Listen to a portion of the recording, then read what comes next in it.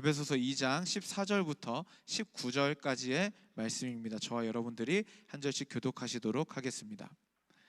그는 우리의 화평이신지라 둘로 하나를 만드사 원수된 것 곧 중간에 막힌 담을 자기 육체로 허시고 법조문으로 된 계명의 율법을 폐하셨으니 이는 이 둘로 자기 안에서 한 세 사람을 지어 화평하게 하시고 또 십자가로 이 둘을 한 몸으로 하나님과 화목하게 하려 하심이라. 원수된 것을 십자가로 소멸하시고 또 오셔서 먼 데 있는 너희에게 평안을 전하시고 가까운 데 있는 자들에게 평안을 전하셨으니 이는 그로 말미암아 우리 둘이 한 성령 안에서 아버지께 나아감을 얻게 하려 하심이라. 그러므로 이제부터 너희는 외인도 아니요 나그네도 아니요 오직 성도들과 동일한 시민이요 하나님의 권속이라. 아멘. 자리에 앉겠습니다. 아마 우리 중 대부분의 사람들이 한 번쯤 가져봤을 법한 고민이 있을 겁니다. 그건 뭐냐면 바로 이겁니다. 예배만 드리고 집에 가면 안 되나? 다들 피식피식 하고 있죠? 그렇죠? 다들 이런 고민 한 번씩 해봤죠? 근데 이런 고민은 여러분 지금으로서는 그냥 시간 문제 혹은 나의 그런 인간관계에 대한 열린 마음이냐 닫힌 마음이냐의 차이에 따라서 이런 고민들을 얼만큼 진지하게 하는지가 달라질 수 있지만, 여러분 이런 문제는 사실 정리를 하고 가지 않으면 계속해서 이 문제는 따라옵니다. 그래서 지금도 시간이 계속 가는데 30대가 되고 40대가 되고 50대가 되는데 공동체로부터 이탈한, 그래서 그냥 오늘은 저 교회 가서 예배드리고 다음 주는 저 교회 가서 예배드리고 그 다음 주는 저 교회 가서 예배드리고 그 다음 주는 온라인으로 예배드리고, 이런 예수님을 주로 고백하는 이런 성도님들이 생각보다 대한민국에 굉장히 많이 있습니다. 코로나 이전에는 그래도 그렇게 많지는 않았거든요. 근데 코로나 때 온라인 예배가 한국교회 전체적으로 공예배화 돼버렸잖아요. 그러다 보니 그 다음부터는 정말 어떤 특정 교회에 등록하고 그 공동체에 뿌리를 내리고 신앙생활을 한다라는 전통적인 신앙생활의 방식이 많이 흔들리고, 이제는 막 교회로 옮겨 다니면서 이 교회 저 교회 다 경험을 해보는 식의 신앙생활을 하기도 하고, 아예 교회 크리스찬이라는 존재한테 질려버려가지고 온라인으로만 예배를 드리는 성도님들도 굉장히 많이 계십니다. 여러분도 그 정도까지 딥한 생각은 아니더라도 시간 문제 때문이라도 이런 고민들을 한 번쯤 해보셨을 것 같아요. 저희 예배가 1시 55분에 시작을 해서 3시 반 정도에 마칩니다. 그래서 1시간 반 정도 진행이 된 뒤에 우리는 나무 모임을 하죠. 그리고 또 순모임을 합니다.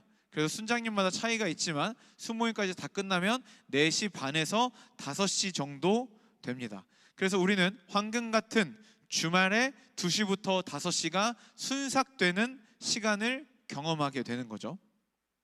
이런 일정을 처음 듣고서 새내기들은 일단 경악을 합니다. 저걸 내가 할 수 있을까? 저건 사람이 소화할 수 있는 일정이 아니야 라고 경악을 합니다. 그런데 어느 순간 조용히 스며들어서 나도 모르게 나무 모임, 순모임을 너끈하게 해내고 끝난 뒤에 순장님이랑 또 지체들이랑 원투원을 하기도 하는 놀라운 성장세를 우리 새내기들이 잘 보여주고 있습니다. 여러분, 우리 예배만 드리고 집에 가면 안 되나요? 그 죄인가요? 가끔 일정이 있는 지체들은요, 우리 공동체가 함께 예배하는 주일 4부 예배가 아니라 3부 예배, 2부 예배, 1부 예배를 드리고 볼일을 보러 가기도 해요. 여러분, 그건 죄인가요? 여기서 그렇다고 해버리면 불편할 사람들, 서로 불편해질 사람들이 너무 많아요. 대답하지 마세요. 이거는 죄다 아니다의 문제가 아닙니다. 이것은 더 좋은 것, 더 건강한 것이 무엇이냐의 문제입니다.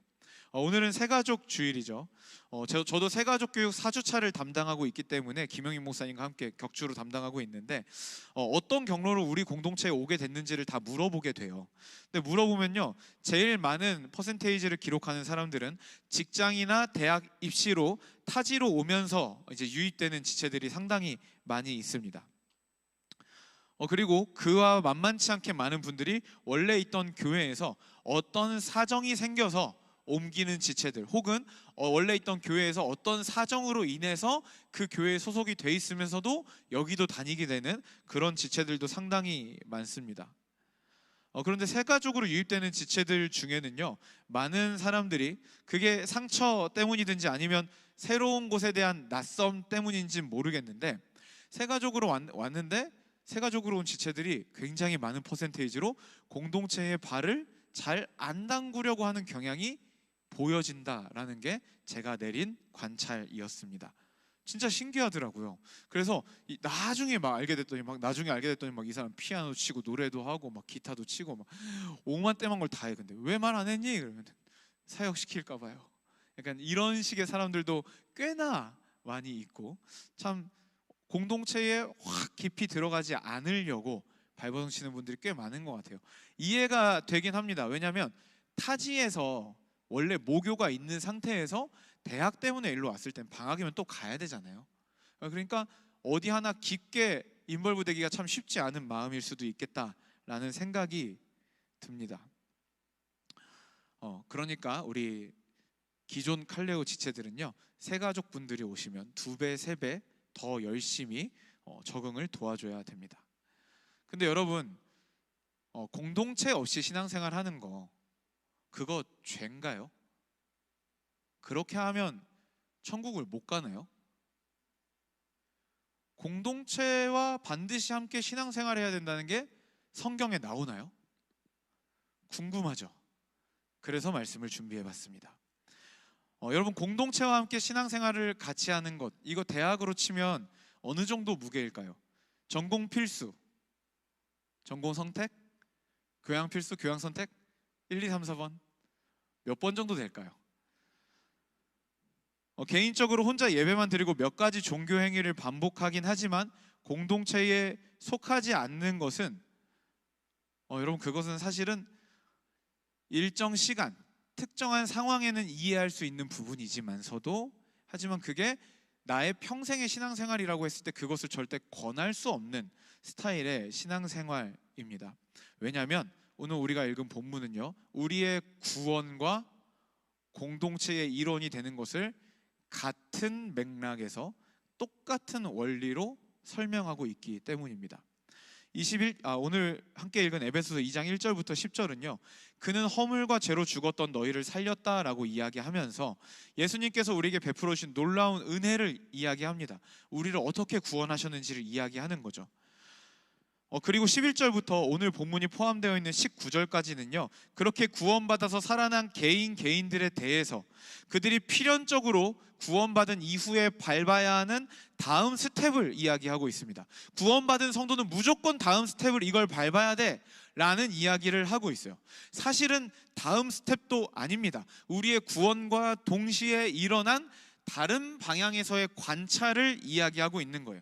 그게 뭔지 우리 에베소서 말씀을 찬찬히 함께 살펴보면서 알아가면 좋겠습니다. 11절부터 13절 보시면요, 그러므로 생각하라. 너희는 그때 육체로는 이방인이요 손으로는 육체에 행한 할례를 받은 무리라 칭하는 자들로부터 할례를 받지 않은 무리라 칭함을 받은 자들이라.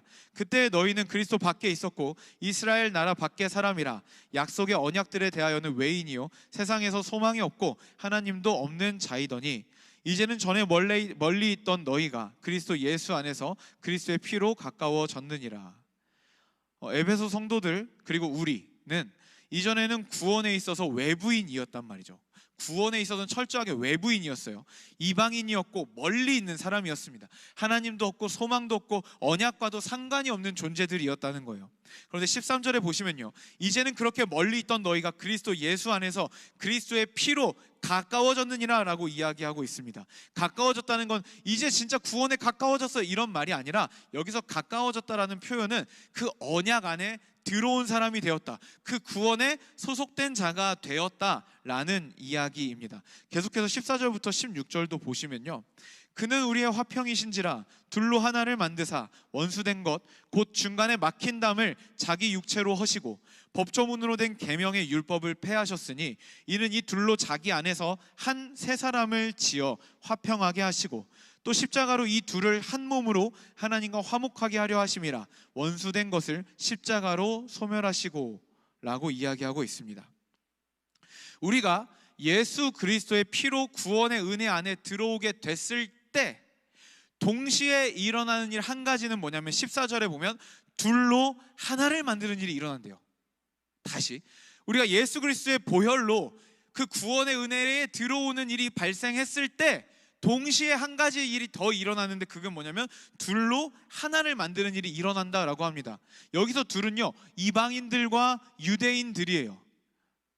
이 둘을 예수의 피로 원수된 것, 중간에 가로막고 있는 담을 허무시고 하나 되게 하셨다라고 이야기합니다.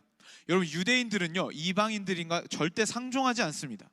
이방인들을 보고 할례받지 않은 자들이라고 멸시하면서 성전에는요, 출입 금지를 붙여놓고 그냥 유대인들이 이방인들을 볼 때 그냥 기본적으로 눈빛 자체가 부정한 것들이에요. 그냥 이게 기본이에요. 그리고 유대인들은 이방인들을 개라고 부르기도 했습니다. 그래서 식당에 이방인과 개는 출입을 금합니다 라는 게 적혀 있기도 합니다. 그런 유대인들을 이방인들은 좋아했을까요? 싫어하죠. 엄청 싫어하죠. 나를 보기만 해도 더러운 사람 취급하는데 어떻게 좋아할 수 있겠습니까? 그런데 그런 유대인과 이방인들, 절대로 하나 될 수 없는 자들이 예수 그리스도의 십자가로 14절에 보면 둘로 하나를 만드셨다라고 합니다. 이거 여러분 착각하면 안 되는 게, 그냥 이거는 야 유대인 일로 와봐, 너 여기 서봐, 야 이방인 일로 와봐, 너 여기 서봐, 둘이 악수해, 잘했어, 자 허그해, 잘했어, 사랑한다고 해, 오케이, 자 가, 이제 너네 하나야. 이게 아니에요. 이게 아니에요. 이거는 그냥 화해잖아요. 그냥. 근데 여기서 말하는 하나 되게 한 것은 뭐냐면, 진짜로 예수를 믿는 모든 자들은 예수 그리스도와 연합되기 때문에 이방인도 예수를 믿으면 예수와 연합되죠. 유대인도 예수를 믿으면 예수와 연합되죠. 연합된다는 건 한 몸이잖아요.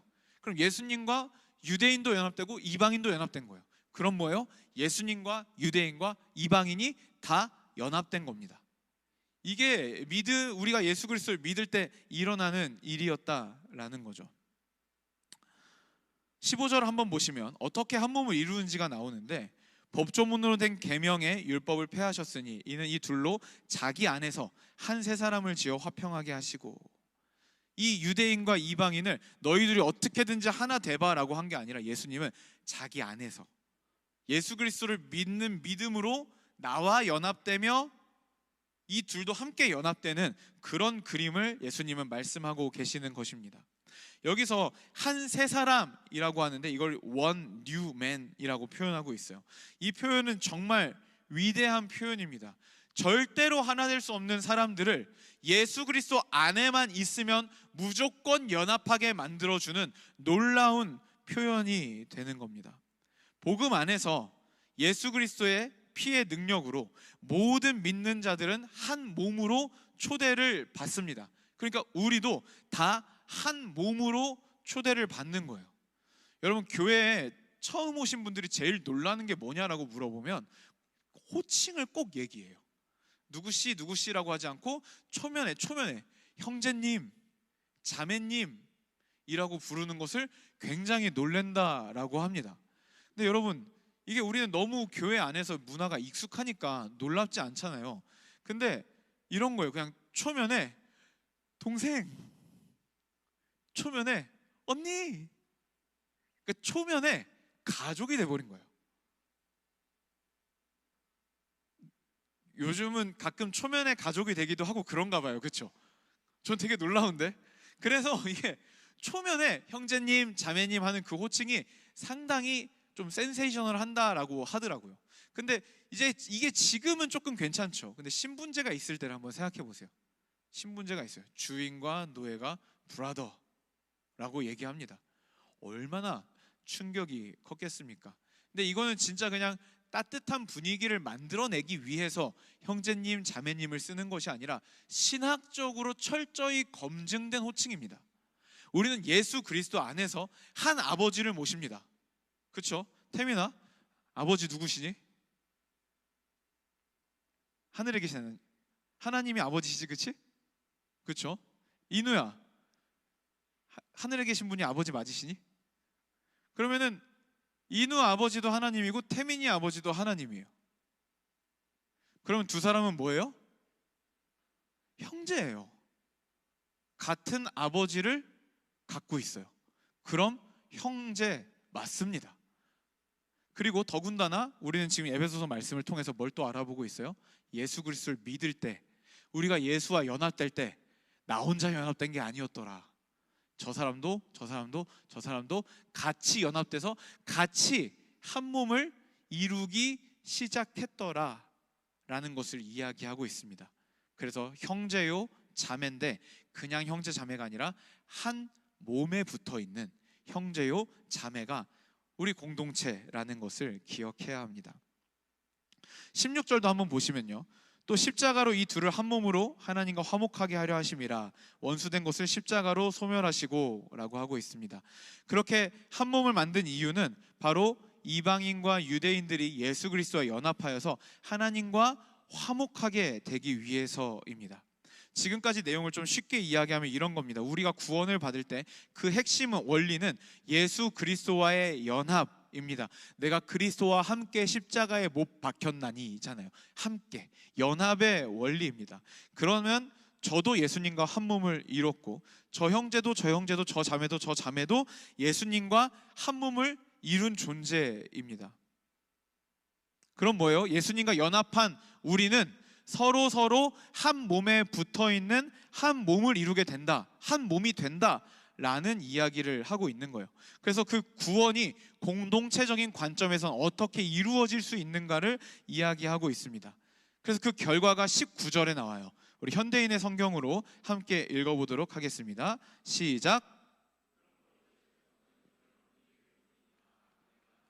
성도들과 똑같은 시민이며 하나님의 가족입니다.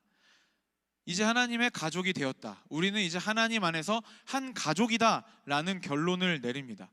여기서 가족은 개역 개정 성경에서는 권속이라는 표현으로 쓰이는데요, 요즘은 이제 가족의 결속력, 그 가족에 대한 그런 개념이 많이 약화되기도 했고, 가족, 식구라는 표현이 많은 조직에서 남발되고 있기 때문에 조금 이 의미가 와닿지 않을 수 있어요. 그런데 이 에베소서가 기록될 당시의 가족은요, 한 가장, 한 가문의 보호 아래 그 가족에 소속되어서 그것을 정체성의 기반으로 삼고 살아가는 터전이었습니다. 가족을 떠나서는 살 수 없고 가문을 떠나서는 살 수 없는 시대였어요. 그런데 우리 이제 뭐래요? 우리가 이제 다른 존재가 아니라 우리는 이제 하나님의 가족입니다. 우리 식구, 우리는 이제 서로 식구가 되었습니다 라고 이야기를 하고 있는 겁니다. 그것도 그냥 가족이 되었다 하고 끝이 아니라 우리가 새롭게 소속된 새 가족이 된 우리 가족은 끝없이 뭔가를 해나간대요. 계속. 그게 뭐냐면 20절부터 22절에 보시면요, 너희는 사도들과 선지자들의 터 위에 세우심을 입은 자라. 그리스도 예수께서 친히 모퉁이 돌이 되셨느니라. 그의 안에서 건물마다 서로 연결하며 주 안에서 성전이 되어가고 너희도 성령 안에서 하나님이 거하실 처소가 되기 위하여 그리스도 예수 안에서 함께 지어져 가느니라. 가족이 됐는데 뭐가 되어가는 가족이에요? 터 위에 세우심을 받고 서로 끊임없이 계속 연결되며 그 연결을 끊어내려는 모든 사단의 시도들과 우리의 연약함들을 극복하고 또 극복해내며 끊임없이 서로 연결되며, 그러니까 연결만 되는 게 아니라 그러면서 거룩한 주의 성전으로 서로가 서로를 세워주는 그런 일들이 이 새 가족 안에서는 끊임없이 일어나야 한다라는 겁니다. 그게 바로 하나님의 새 가족, 교회 공동체입니다. 우리가 구원받을 때 예수님께서는 우리 안에 죄를 씻어주시고 의롭다 여김을 주시는 동시에 우리를 예수 그리스도의 한 몸으로 초청하십니다. 한 몸으로의 초대는 구원으로의 초대와 동일합니다. 구원으로의 초대만 받고 한 몸으로의 초대는 거절한다. 여러분, 이것은 있을 수 없는 일입니다. 거절할 수는 있겠죠. 그런데 내가 거절한다고 해서 아빠 자식이 아닌 게 아닌 것처럼 우리는 구원으로의 초청, 그때 동시에 한 몸으로의 초청도 함께 받고 있다는 것을 반드시 기억해야 합니다. 이것이 바로 예수 안에서 우리가 경험할 수 있는 새 가족입니다. 그 새 가족은요, 서로가 아무리 달라도 상관없습니다. 예수 안에 있기만 한다면 우리는 함께 지어져 가고 함께 세워져 갑니다. 그래서 이방인과 유대인들도 새롭게 한 가족이 되어가고 그들은 서로 연결되고 지어져 가는 존재가 되는 겁니다. 여러분, 성경은 구원에 대해서 이야기할 때 단순히 우리의 기분의 변화, 감정의 변화가 아니라 존재의 변화가 바로 구원이다라고 이야기합니다. 오늘 본문은 그 존재의 변화, 즉 예수 그리스도와 연합해서 우리가 새 존재로 태어날 때, 우리가 새롭게 태어날 때 우리에게 새로운 가족이 함께 부여됨을 이야기하고 있어요. 그렇게 우리는 공동체 안에서 함께 연결되고 함께 지어져 갑니다. 여러분, 너무 따뜻하고 너무 아름다운 이야기죠. 여기까지만 보면 너무 아름답고 낭만적이고 이상적인 얘기가 됩니다. 자, 그럼 여러분들이 몸담고 있는 공동체는 이렇게 이상적이고 아름다운 공동체든가요?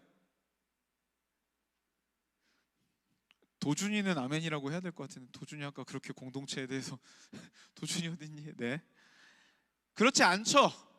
그렇지 않습니다. 제가 교회를 40년째 다니고 있거든요.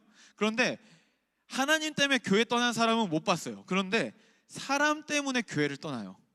전부 다 사람 때문에 떠납니다. 아직 연약한 사람들이 모여있기 때문에 서로가 서로에게 상처를 줍니다. 서로가 서로에게 말실수하고요, 내면이 불안정하고 내면이 아직 정돈되지 못한 사람들이 자신의 이기심과 자신의 쓴뿌리로 다른 사람들을 해치고 힘들게 합니다.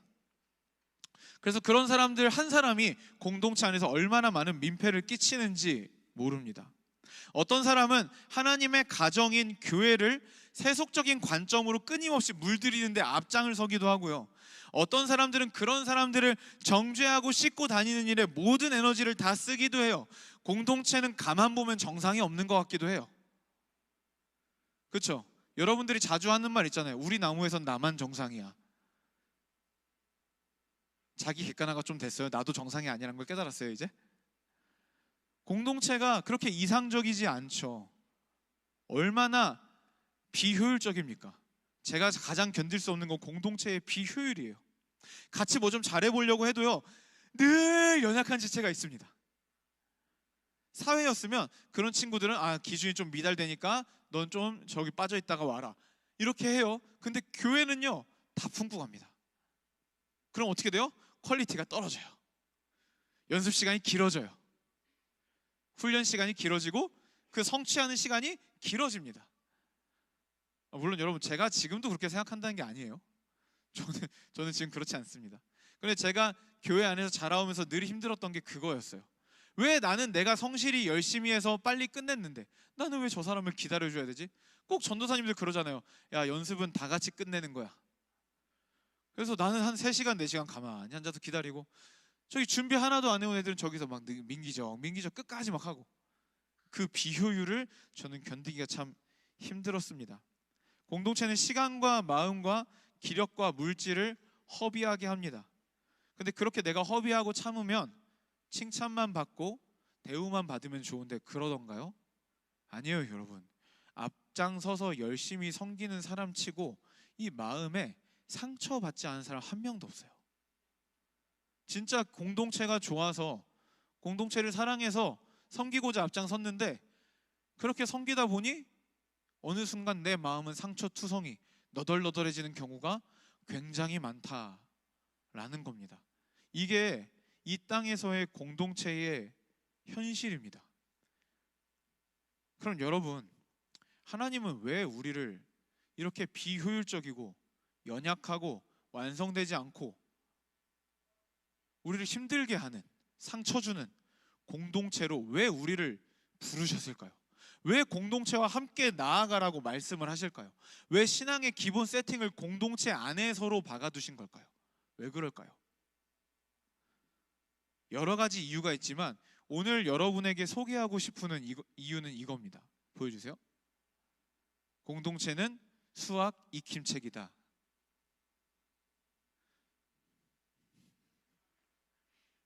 디자인이 많이 예뻐졌죠? 여러분, 수학 익힘책 다들 아시죠?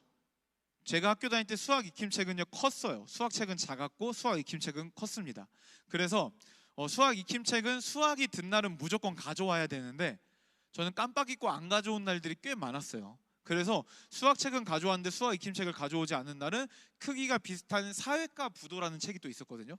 사회과 부도를 뒤에 껴가지고 수학 익힘책인 척하고 버티고 또 버티다가 선생님이 수학 익힘책 27페이지 펴세요 하면 괜히 사회과 부도 넘기는데 지도를 선생님이 봐가지고 혼난 적도 있고, 좀 수학 익힘책은 저에게 그렇게 좋은 기억의 책은 아닙니다.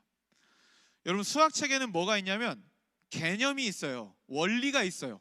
그걸 이해시켜주는 설명이 있어요. 그렇죠? 근데 그 개념과 원리와 이해시켜주는 설명을 우리가 듣고 머릿속에 집어넣습니다. 그러면 우리가 당장 그걸 할 수 있는 사람이 된 것 같죠? 그럼 나는 2자리 더하기 2자리를 이제 마스터한 것 같아요. 그렇죠? 그런데 그걸 확인하기 위해서 수학 익힘책을 펴니다. 그럼 뭐가 있어요? 2자리 더하기 2자리의 문제가 막 10개, 20개가 이렇게 나와 있습니다. 그럼 2자리 더하기 2자리 문제를 풉니다. 풀면서 채점을 하죠. 또 틀려요. 그 보니까 반복적으로 틀리는 게 있네? 그럼 내가 뭘 모르는지, 뭘 못하는지, 내가 어디까지 할 수 있는 사람인지, 내가 어떤 개념을 모르고 있는지를 다시 한번 체크해서 훈련하기 위해서 만들어진 게 수학의 익힘책이라는 겁니다. 이게 공동체와 같다라는 생각을 요즘 하고 있습니다. 말씀을 듣고 읽고 깨달고 결단하면 우리는 착각을 해요. 어떤 착각을 해요? 내가 마치 그 존재가 된 것처럼, 내가 결단만 했을 뿐인데 난 이미 그 존재가 된 것처럼 착각을 합니다. 사랑하기로 결단하면 내가 꼭 이미 그렇게 사랑하고 있는 존재인 것처럼, 내가 그렇게 사랑할 수 있는 존재인 것처럼 그렇게 착각을 해요. 그렇게 결단하고 공동체로 모입니다. 근데 공동체로 딱 모이는 순간 뭐라 그래요? 빨리 끝내주시면 안 돼요? 말 나온 김에 여러분, 나우 모임, 순모임 할 때 빨리 끝내주세요 얘기 좀 하지 마세요. 진짜 이제부터 그 얘기하면 무조건 순장하기. 오케이? 그거 진짜 상처예요. 그러지 마세요. 내가 순모임 하는 게 너무 재미없구나, 약간 이렇게 되는 거예요. 팀 모임도 포함해서. 사랑하기로 결단하고 모였는데 막 이상한 말 합니다. 잘못된 태도들, 미성숙함들, 이런 것들이 막 달려들면서 우리에게 질문하죠. 이래도 사랑할 수 있어? 도저히 사랑할 수 없는 꼬라지를 우리 앞에 보여주고 사랑할 수 있냐고 물어봅니다. 나는 방금까지 사랑할 수 있는 사람이었거든요. 그렇게 착각했거든요. 근데 공동체 앞에 갔다가 깨닫습니다. 아, 나는 정말 내 안에 사랑이 없는 사람이구나. 그렇게 깨닫게 되는 거예요. 이 과정이 상당히 껄끄럽기도 하고 부대끼기도 합니다. 상처를 주고받기도 해요. 그래서 그게 너무 싫어서 나는 공동체랑 상관없이 그냥 혼자 신앙생활 할래라는 선택을 하는 사람들이 점점 늘어나고 있어요. 근데 여러분, 그 선택은요, 여러분 정말 죄송하지만 믿음의 성장을 포기하는 겁니다. 이 세상에 부대끼지 않고 힘들지 않고 버티고 견디지 않고 얻을 수 있는 게 세상에 뭐가 있습니까? 믿음의 성장, 굳건한 믿음, 흔들리지 않는 믿음, 예수님 닮아가는 그 귀한 일을 이루어내기 위해서는 여러분, 우리에게 그런 부대낌, 성장통, 아픔, 어려움 있을 수밖에 없다는 거예요. 공동체 안에서 여러 가지 힘든 일을 겪습니다. 저도 듣고 깜짝 놀래고 화가 나는 일들도 꽤 많아요. 하지만 여러분, 그렇다고 해서 공동체를 포기하기엔 우리는 그럴 수 없는 존재입니다. 왜냐하면 우린 예수 그리스도를 믿음으로 이미 예수와 연합할 때 교회라는 공동체와 연합되었기 때문입니다. 여러분, 우리에게는 새 가족이 선물처럼 주어졌습니다. 하늘 가족이 주어졌습니다. 이 가족은요, 이유와 조건 없이 서로를 용납하는 가족입니다. 나보다 나를 사랑해 줄 수 있는 사람들이 있는 곳이고,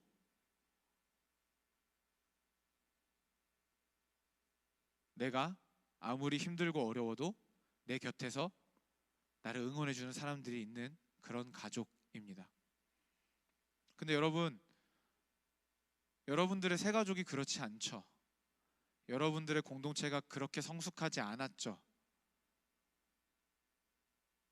그래서 포기하기엔 이 새 가족은 너무나도 아름다운 가족이라는 거예요. 하나님의 꿈이 실려 있는, 놀라운 비밀이 있는 가족이라는 겁니다. 비록 지금은 연약하고, 비록 지금은 이게 세상 공동체인지 이게 교회 공동체인지 헷갈릴 정도로 연약하다 할지라도, 여러분, 주님께서 우리에게 허락해 주신 새 가족을 포기하지 않으시면 좋겠습니다. 사랑하는 새 가족 여러분들, 여기서 새 가족은 뉴커머입니다. 사랑하는 새 가족 여러분들, 우리 호산나교회 젊은 일부에 잘 오셨습니다.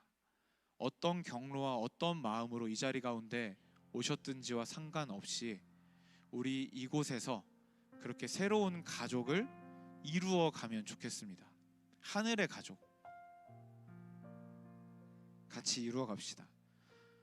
교회에 대한 소식들을 많이 듣잖아요. 여러 교회에 대한 소식들. 그리고 저도 어렸을 때부터 교회에서 나고 자랐고, 아버지가 목사님이시다 보니까 여러 교회 이야기를 듣잖아요. 근데 여러분, 참 마음이 찢어지는 건 뭐냐면요, 교회들이 그렇게 죄의 집니다. 교회들이 그렇게 죄와 사망 앞에 무너집니다. 무참하게 찢어지고, 싸워서 갈라지고, 문 닫고.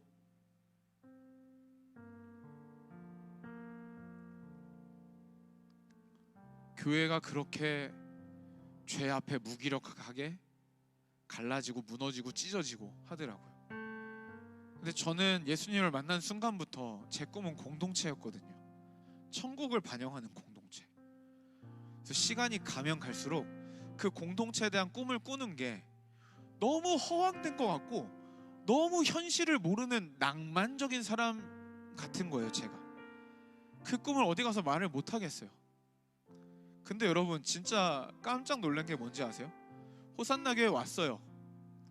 근데 담임 목사님이 어느 날 기도회를 인도하시는데 뭐라고 기도회를 인도하셨냐면, 여러분, 저는 꿈이 있습니다. 저는 죄와 싸워 이기는 교회를 보고 싶습니다. 그때부터 호산나교에 눌러앉기로 작정을 했습니다. 죄와 싸워 이기는 공동체, 죄와 싸워 이기는 공동체. 상처에, 좌절에, 미움에, 취향 차이에, 과거의 어떤 일 때문에 갈라지고 찢어지는 게 아니라 예수 그리스도의 부활의 능력으로 그 모든 사망과 사망의 종로로 타는 것들을 다 쌈 싸먹고 다시 한번 생명을 부여하고 생명을 보여주는 공동체, 계속 꿈꾸기로 작정을 했습니다. 여러분, 우리가 그런 공동체가 될 수 있을까요? 안 될 것 같죠? 근데 여러분, 하나님은 하십니다. 하나님은 하십니다. 이 시간 여러분들에게 도전하고 싶습니다. 우리는 새 가족입니다. 우리 모두는 새 가족입니다. 비록 우리가 함께 서로 얼굴도 이름도 모르는 사람들이 함께 있다 할지라도, 여러분, 우리 순, 우리 나무, 우리 팀, 우리 친구들, 우리 선교팀,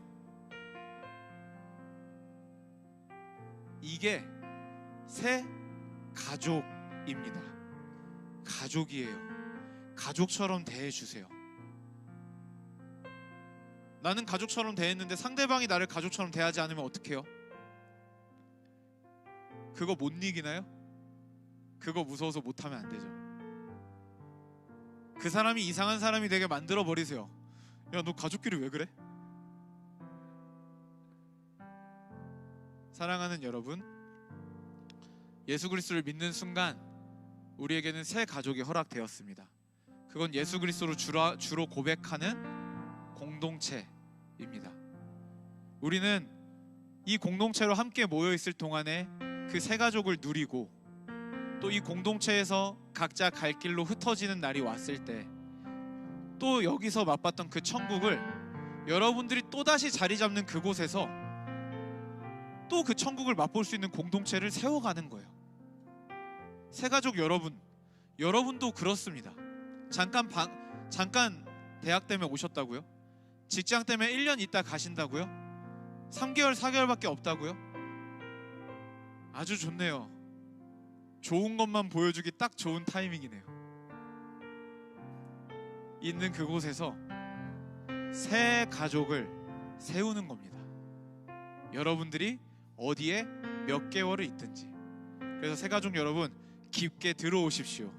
우리와 하나가 되어 주십시오. 우리가 고인물이 되지 않도록 새로운 수혈이 되어 주십시오.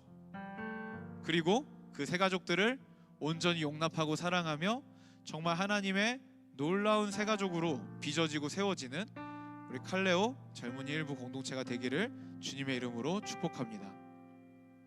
우리 이 시간에 고린도전서 12장 12절부터 27절 말씀인데, 우리 다 같이 일어나서 함께 읽고 찬양하면 좋겠습니다. 다 같이 일어나서 말씀 읽도록 하겠습니다.